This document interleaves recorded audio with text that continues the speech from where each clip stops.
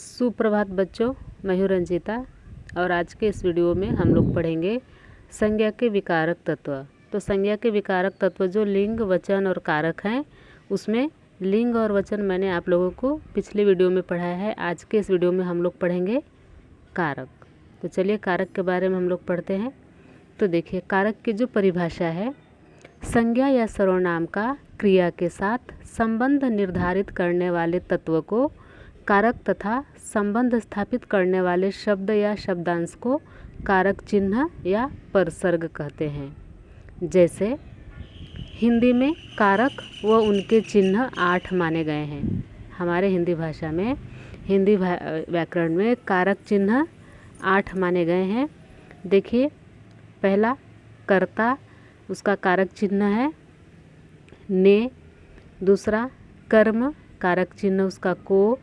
तीसरा करण, कारक चिन्ह से। चौथा संप्रदान, कारक चिन्ह को के लिए। पांचवा अपादान, कारक चिन्ह से।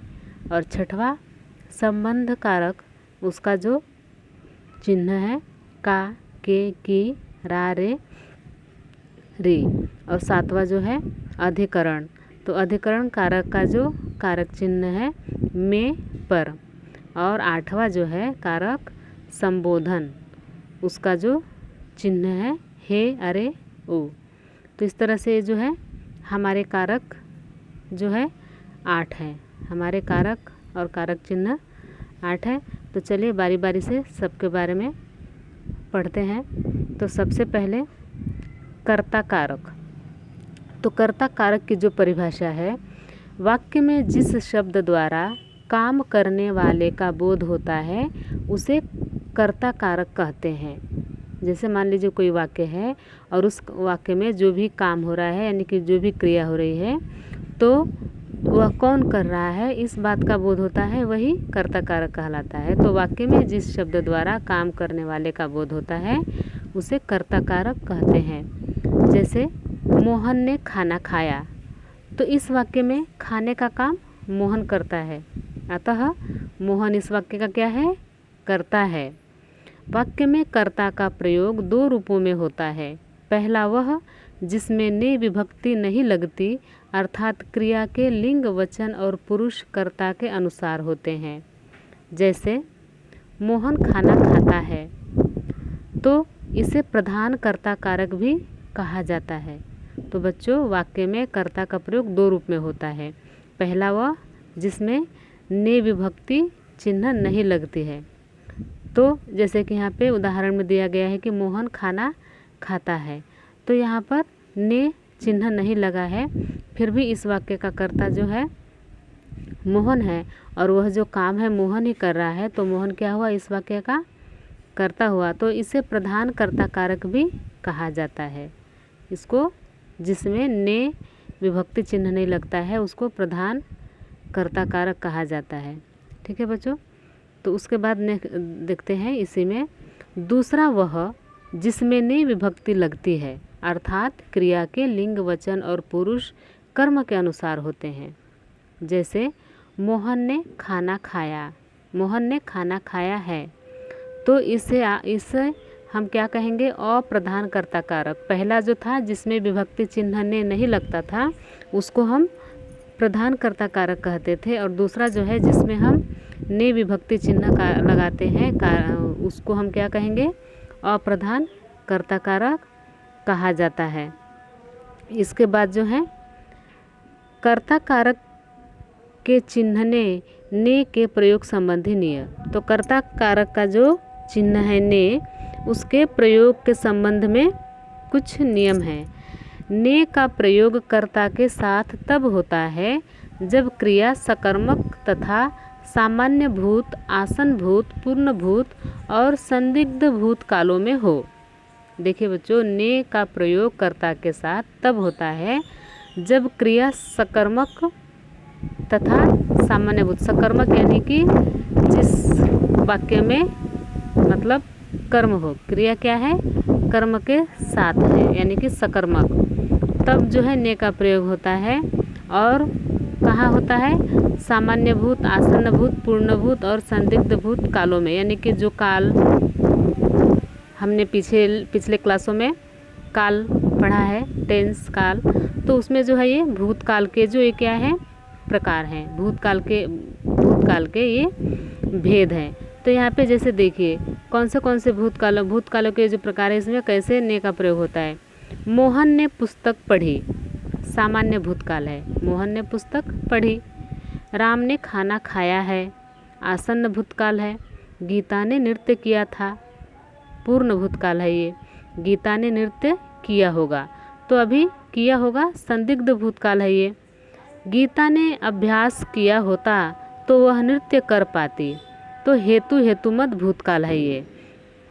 तो इस प्रकार अपूर्ण भूत के अतिरिक्त शेष सभी प्रकारों में ने का प्रयोग होता है। तो ये जो भूतकाल के भेद हैं, इसमें अपूर्ण भूतकाल को छोड़ करके बाकी सभी प्रकारों में ने का प्रयोग होता है। ठीक है बच्चों। तो यहाँ पे जो है आगे इसके कुछ और नियम हैं कर्ता कारक के। सामान्यतः अकर्मक क्रिया के साथ ने का प्रयोग नहीं होता है। जैसे कि हमने पीछे पढ़ा कि सकर्मक क्रिया के साथ ने का प्रयोग होता है, और यहाँ पर है अकर्मक क्रिया के साथ ने का प्रयोग नहीं होता है। जैसे श्याम हंसता है, गीता गई। तो इन वाक्यों में जो क्या है? कर्म क्या है? एक क्रिया कैसी है? अकर्मक, यानी कि बिना कर्म की है। यह क्रिया बिना कर्म की है। श्याम जो है करता है और हंसता है क्रिया है, इसमें कर्म नहीं है। गीता करता है और गई क्रिया है, इसमें भी कर्म नहीं है। तो इस तरह से वाक्य क्या हुए? अकर्मक। तो इसमें हम ने का प्रयोग नहीं करते हैं। लेकिन नहाना, छींकना, थूकना आदि में ने का प्रयोग होता है। जैसे उसने छींका, आपने नहाया, तो इसमें जो है ने का प्रयोग हुआ है, नहाना, छींकना, थूकना इत्यादि में। ठीक है। इसके बाद आगे जो है इसके कुछ और नियम हैं। सकर्मक क्रियाओं के साथ भी कर्ता के साथ वर्तमान और भविष्य काल में ने का प्रयोग नहीं होता है। तो सकर्मक क्रियाओं के साथ भी कर्ता के साथ वर्तमान काल और भविष्य काल में ने का प्रयोग नहीं होता है। ठीक है। जैसे कि यहाँ पे देखिए, नमिता रोटी खाएगी, मैं दूध पीता हूँ। इसमें कर्म है, सकर्मक यानी कि कर्म के साथ एक क्रियाएं हैं। रोटी जो है कर्म है, इसमें दूध जो है कर्म है। तो चूँकि ये वर्तमान काल और भविष्य काल है, तो इसमें ने का प्रयोग नहीं होता है। सकर्मक क्रियाओं के साथ भूतकाल में ही ने का प्रयोग होता है। चौथा, जिन वाक्यों में बोलना, भूलना, लाना, ले जाना, चुकना आदि सहायक क्रियाएं आती है, उनमें ने का प्रयोग नहीं होता है। जैसे मैं लिखना भूल गया, वह पुस्तक पढ़ चुका। तो यानी कि जिन वाक्यों में बोलना, भूलना, लाना, ले जाना ये सहायक क्रियाएं हैं आती हैं, उनमें ने का प्रयोग नहीं होता है। इसके बाद आगे हम देखेंगे, प्रेरणार्थक क्रियाओं के साथ अपूर्ण भूत को छोड़ शेष सभी भूतकालों में ने का प्रयोग होता है। प्रेरणार्थक क्रियाओं के साथ अपूर्ण भूतकाल को छोड़ करके बाकी सभी भूतकालों को कालों के जो भेद है उसमें क्या होता है? ने का प्रयोग होता है। जैसे मैंने उसे पढ़ाया, उसने 1 रुपया दिलवाया। तो यहाँ पे प्रेरणार्थक क्रिया क्या है कि क्रिया जो है मतलब दूसरे से करवाई जा रही है। जैसे मैंने उसे पढ़ाया, उसे 1 रुपया दिलवाया। तो इस ऐसे में क्या है कि प्रेरणार्थक क्रियाओं के साथ अपूर्ण भूतकाल को छोड़ करके बाकी में जो है ने का प्रयोग होता है। ठीक है बच्चों। तो उसके बाद हम ये हमारा पहला कारक था कर्ता कारक। अब हम दूसरा कर्म कारक पढ़ेंगे। तो कर्म कारक की जो परिभाषा है, वाक्य में क्रिया का फल जिस शब्द पर पड़ता है उससे कर्म कहते हैं। इसकी विभक्ति को है। जैसे राम ने रावण को मारा, तो यहाँ कर्ता राम है और उसके मारने का फल रावण पर पड़ रहा है, अतः रावण कर्म है और उसके साथ को का प्रयोग हुआ है। कर्म कारक का प्रयोग निम्न स्थितियों में होता है।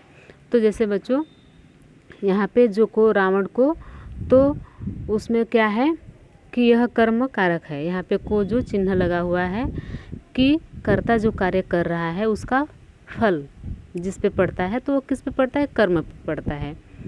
तो चलिए आगे है, इसके भी कुछ प्रयोग के कुछ नियम हैं, तो चलिए देखते हैं हम। कर्म कारक के प्रयोग संबंधी नियम। पहला, कर्म कारक में को का प्रयोग चेतन या सजीव कर्म के साथ होता है। तो देखिए बच्चों, इसका जो नियम है कि कर्म कारक में को का प्रयोग चेतन या सजीव यानी कि जिसमें जान है, सजीव समझते हैं आप लोग, चेतन यानी कि जिसमें जान है, तो ऐसे कर्म के साथ होता है, यानी कि निर्जीव के साथ नहीं होता है, निर्जीव कर्म के साथ नहीं होता है, सजीव कर्म के साथ होता है। जैसे नितिन ने अजय को पत्र लिखा, मोहन ने श्याम को पुस्तक दी। जबकि अचेतन या निर्जीव कर्म के साथ को का प्रयोग नहीं होता है। तो देखिए, अचेतन या निर्जीव चीज़ों के साथ को का प्रयोग नहीं होता है। जैसे गोपाल ने पत्र लिखा, फूल मत तोड़ो, तो इसमें जो है को का प्रयोग नहीं होता है। मान लो हम गोपाल ने पत्र को लिखा, वाक्य सही नहीं लग रहा है, तो ऐसे में को का प्रयोग नहीं होता है, क्योंकि ये पत्र क्या है, निर्जीव है। पत्र अचेतन है, निर्जीव है, उसमें जान नहीं है। ठीक है बच्चों, तो आगे जो है इसके और नियम है। तो अगला नियम हम इसका देखेंगे। कर्म कारक के प्रयोग संबंधी नियम में जो दूसरा नियम है, दिन, समय और तिथि प्रकट करने के लिए को का प्रयोग होता है।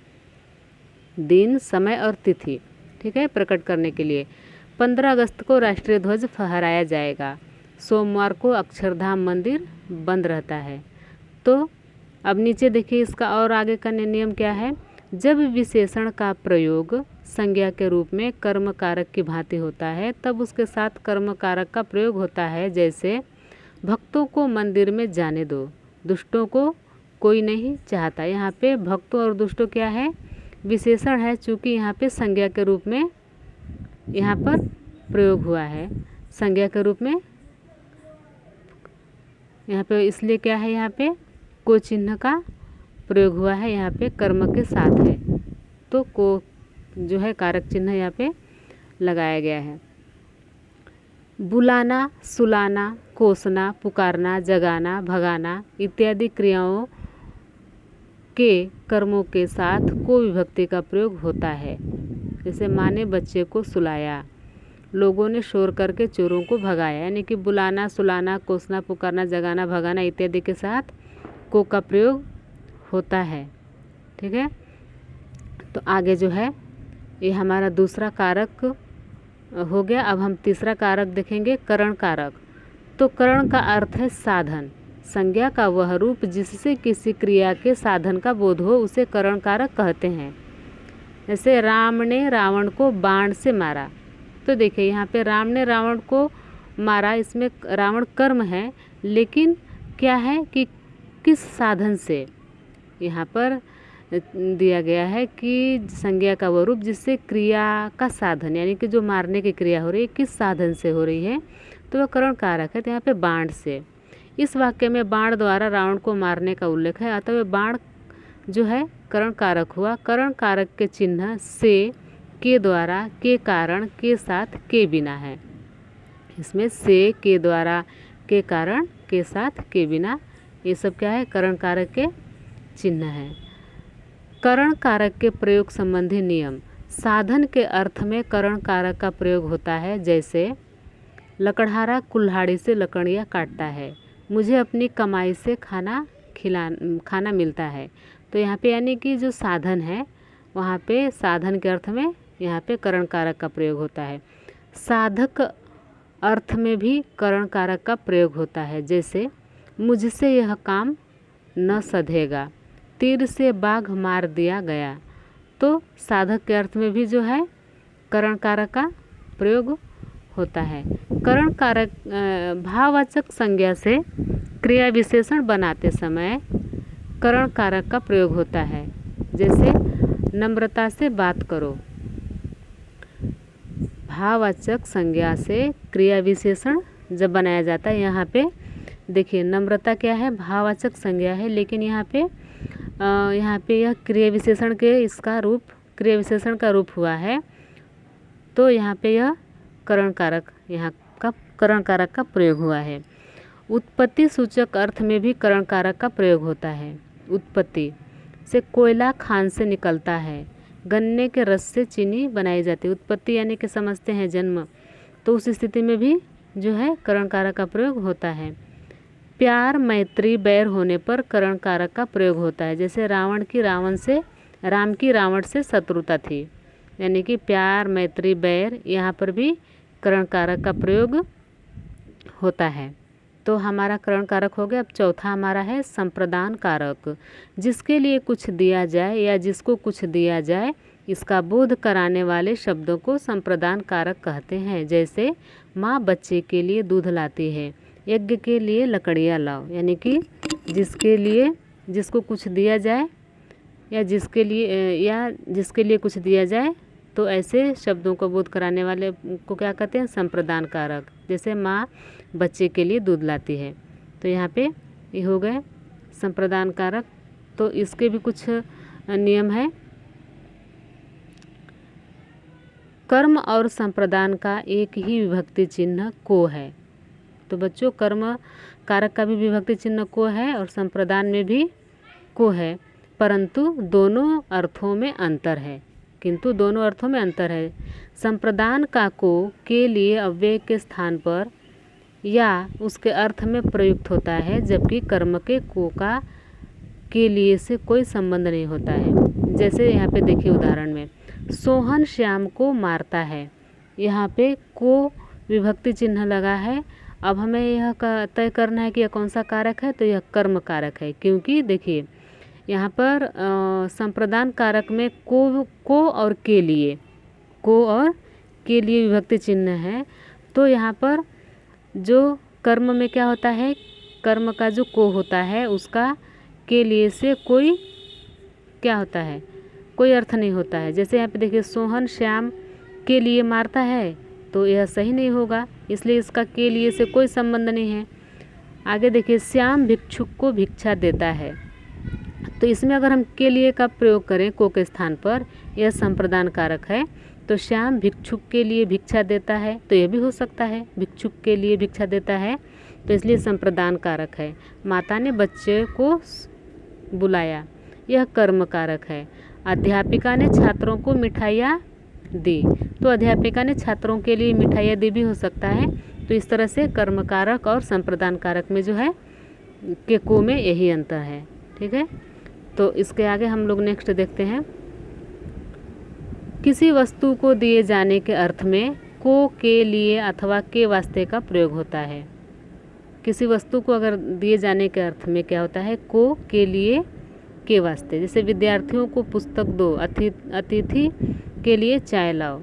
अवधि का निर्देश करने के लिए भी संप्रदान कारक का प्रयोग किया जाता है। जैसे मैं 2 माह के लिए सिंगापुर जाऊंगी, मुझे 3 दिन के लिए तुम्हारी कार चाहिए, यानी कि अवधि का निर्देश करने के लिए, यानी कि समय का। तो यहाँ पर भी संप्रदान कारक का प्रयोग होता है। चाहिए शब्द के साथ भी संप्रदान कारक का प्रयोग होता है। जलाने के लिए लकड़ियाँ चाहिए, बच्चे के लिए दूध चाहिए, यानी कि चाहिए शब्द के साथ भी क्या होता है, संप्रदान कारक का प्रयोग होता है। अब हमारा 5वां जो कारक है, अपादान कारक। संज्ञा के जिस रूप से किसी वस्तु के अलग होने का भाव प्रकट होता है, उसे अपादान कारक कहते हैं। जैसे पेड़ से पत्ता गिरता है, हिमालय से गंगा निकलती है। तो यहाँ पे कि किसी वस्तु के अलग होने का है, तो यहाँ पे देखिए पेड़ से पत्ता गिरता है, यानी कि पत्ता जो है पेड़ से अलग हो रहा है, गंगा जो है हिमालय से अलग हो रही है। तो ऐसे ये क्या हो गया, हमारा अपादान कारक हो गया। ठीक है, तो अपादान कारक के भी कुछ नियम है। अलग होने के अतिरिक्त डरने के अर्थ में भी अपादान कारक का प्रयोग होता है, यानी कि डरने के अर्थ में। जैसे कृष्ण शेर से डरता है, यहाँ पे से, तो डरने के अर्थ में भी क्या होता है, अपादान कारक का प्रयोग होता है। रक्षा करने के अर्थ में अपादान कारक का प्रयोग होता है। आपने मुझे हानि से बचाया, यानी कि रक्षा करने के अर्थ में भी अपादान कारक का प्रयोग होता है। तुलना करने का भाव भी अपादान कारक को प्रकट करता है, यानी कि तुलना, किसी से किसी की तुलना की जाती है ना, किसी चीज़ से या किसी से, तो ऐसे में भी अपादान कारक प्रकट होता है। जैसे कृष्ण चिन्मय से छोटा है, ठीक है, तो यहाँ पे यह अपादान कारक ऐसी स्थितियों में प्रयोग होता है। यद्यपि करण कारक और अपादान कारक में अंतर देखिए, यहाँ पे करण कारक और अपादान कारक में हम अंतर देखेंगे कि यद्यपि दोनों कारकों के विभक्ति चिन्ह से है, परंतु इन दोनों में पर्याप्त अंतर है। यानी कि करण कारक का भी विभक्ति चिन्ह से है और अपादान का भी से है, लेकिन दोनों में बहुत अंतर है। करण कारक का प्रयोग साधन के अर्थ में किया गया है, साधन, ठीक है, जिससे काम किया जाता है। मोहन कलम से लिखता है, तो यह साधन के अर्थ में हुआ है। इसके अतिरिक्त अपादान कारक का प्रयोग पृथक होने अर्थात अलग होने के अर्थ में किया गया है। जैसे मेज से पुस्तक गिरती है, यानी कि अलग होने के स्थिति में इसका क्या किया गया है, प्रयोग किया गया है। तो दोनों में यही अंतर है। उसके बाद जो है हमारा छठवां कारक है संबंध कारक। संज्ञा या सर्वनाम के लिए जिस रूप से किसी अन्य शब्द के साथ संबंध या लगाव प्रतीत हो उसे संबंध कारक कहते हैं। संबंध कारक में विभक्तियां सदैव लगाई जाती है। जैसे गीता सोहन की बहन है, यानी कि संबंध में विभक्तियां हमेशा लगाई जाती है। गीता सोहन की बहन, यानी कि सोहन और गीता की यहाँ पे क्या है, संबंध बताया जा रहा है। तो संबंध कारक के प्रयोग संबंधी कुछ नियम। एक संज्ञा या सर्वनाम का दूसरी संज्ञा या सर्वनाम से संबंध प्रदर्शित करने के लिए संबंध कारक का प्रयोग होता है। जैसे सुनीता रमा की बहन है, यानी कि एक संज्ञा का दूसरे सर्वनाम से या दूसरी संज्ञा से संबंध बताने के लिए। तो राम सुग्रीव के मित्र थे, तो इसके लिए क्या होता है, प्रयोग होता है। स्वामित्व या अधिकार प्रकट करने के लिए संबंध कारक का प्रयोग होता है। जैसे आप किसकी आज्ञा से आए हैं, स्वामित्व या अधिकार जाहिर करने के लिए, प्रकट करने के लिए क्या होता है, संबंध कारक का प्रयोग होता है। जैसे आप किसकी आज्ञा से आए हैं। तो आगे का जो नियम है, परिमाण प्रकट करने के लिए, मोलभाव प्रकट करने के लिए, निर्माण का साधन प्रदर्शित करने के लिए भी संबंध कारक का प्रयोग होता है। जैसे कि 5 मीटर की साड़ी, ये परिमाण जो है, यानी कि नाप तोल जिसे हम लोग कहते हैं, ठीक है। 20 रुपए के आलू, मोल भाव। ईंटों का मकान, यानी कि यहाँ पे निर्माण, यानी कि बनने का, निर्माण यानी कि बनने का, मकान बनने का जो कार्य है, तो किस साधन से हो रहा है, निर्माण का साधन, तो ईंटों का मकान। तो ऐसी स्थिति में भी इसका प्रयोग होता है। सर्वनाम की स्थिति में संबंध कारक का रूप रा रे री हो जाता है। जब सर्वनाम का स्थिति होता है तो इसे में कारक चिन्ह का रूप रा रे री हो जाता है। जैसे मेरी पुस्तक, तुम्हारा पत्र, तो इसमें री रा हो गया है। संबंध कारक की विभक्तियों द्वारा कुछ मुहावरेदार प्रयोग भी होते हैं। जैसे कान का कच्चा, आँख का अंधा, यानी कि संबंध कारक की जो विभक्तियां हैं, इसके प्रयोग से कुछ मुहावरों का भी प्रयोग होता है। अब हमारा 7वां जो कारक चिन्ह है, अधिकरण कारक। संज्ञा या सर्वनाम के जिस रूप से क्रिया का आधार सूचित होता है उसे अधिकरण कारक कहते हैं।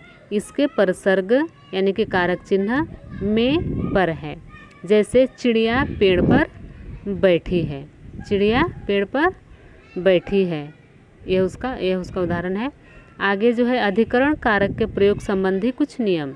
स्थान, समय, भीतर या सीमा का बोध कराने के लिए अधिकरण कारक का प्रयोग होता है, यानी कि स्थान, समय, भीतर या सीमा का। जैसे कि पुस्तक मेज पर रखी है, स्थान है, प्रकट हो रहा है। ठीक समय पर आ जाना, समय। दूसरा जो है इसका नियम, तुलना, मूल्य और अंतर का बोध कराने के लिए अधिकरण कारक का प्रयोग किया जाता है। तुलना, मूल्य।